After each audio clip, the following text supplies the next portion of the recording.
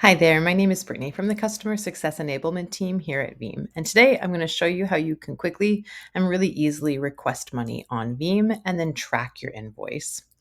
So, if you're looking to send an invoice or a payment request on Veem, there are two ways that you can go about getting that started.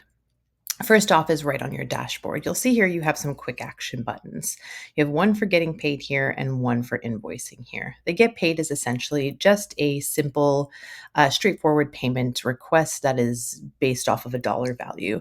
Now, if you need to create something a little bit more complex, like an itemized invoice that you can download a PDF of, the invoice feature is what you're going to want to use here. So you can go ahead and use those quick action buttons, but you can also start the process right over here on your left-hand side by selecting Get Paid. Now, once you click Get Paid, you're going to be brought to your Get Paid dashboard, where again, you can do a simple payment request, or we can go ahead and create an invoice, which is what we're going to do for the sake of this training. So if I click on Create Invoice, from here, I can either go ahead and search the person that I am looking to invoice. So this would be somebody who is already part of my Veem network, or if they're not part of my Veem network, I know that they're already using Veem. If this is somebody brand new that I need to request money from, I can go ahead here and click Add New Contact. Now, the bare minimum information that Veem needs to get this started is an email and a country of the payer. So I'm going to go in and I'm going to put in an email address.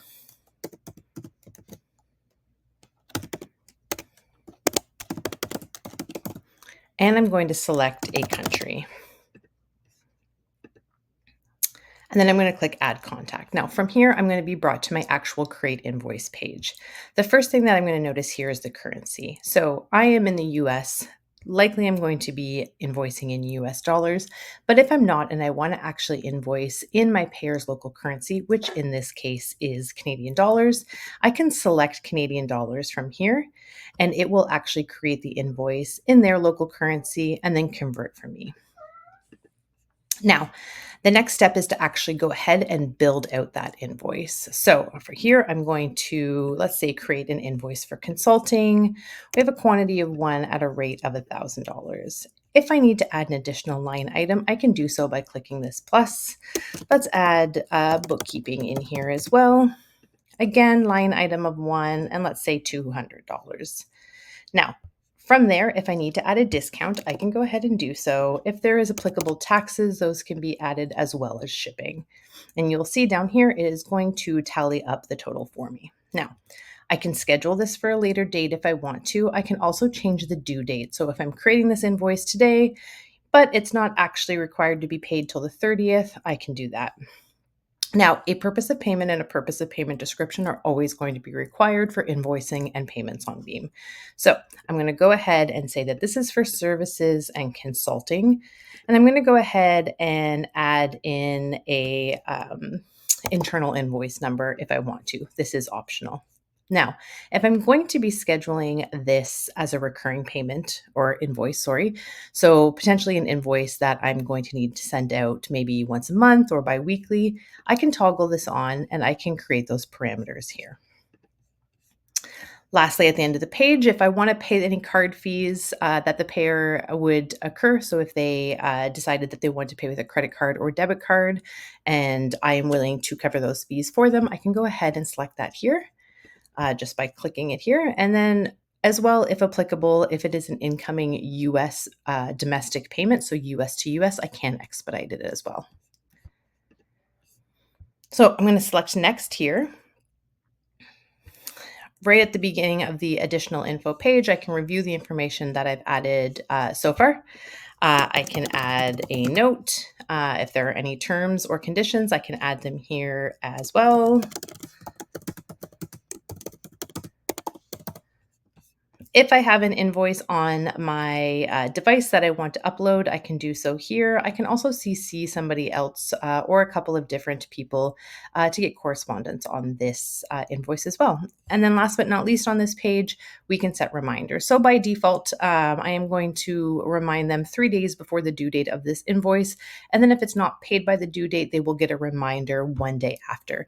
Now, I can turn these off if I don't want them to be sent. Last but not least, we are going to click on review. If I look at all of this information and it looks good, I can then just go ahead and send that invoice. You will notice on this page as well that you have an invoice file. This is a PDF that is created based off of those line items that you created on the first page. So that is available for both you and the payer to download as well. So we're going to click Send Invoice. Now that's going to take us to a page where we can see just a quick view of our tracker that we can see that our invoice has been sent. If I click on View Details, I can see some more information here. I can see that it is currently pending for the payer to review and claim. Now, if I head back over to my transactions section over here and click on Invoices, I'm able to see any invoice that I have sent as well as the status. So I can see that this invoice is currently in sent status. If I hover over it, I can view the details, which is what we saw on that last page I just showed you, as well as send a manual reminder if I need to. Now, once this invoice has been claimed, which means the payer has reviewed it and claimed it and started the process, it will turn into a claimed status. And if I head over here to payments, I will be able to see an actual payment that was created based off of the invoice that I sent. That will have a real-time end-to-end payment tracker. So you can see this is one that I did this morning. It has been claimed. If I click here, I can actually view a full payment tracker with transaction history, so I can see every step of the way where that payment is that was created based off of my invoice. And then last but not least, if I click back over here to invoices, once my payment has been complete, so once that invoice has been claimed, gone through the payment process and it's fully complete, if you click on this little arrow here, you're actually able to export those transactions. I can export based off of invoice or payment. And this is a really great reconciliation tool because it's going to give you all of the information that you need on your payments and invoices so that you can do any reconciliation in your books that you need. I hope that this helps, and I hope that you have a fantastic day.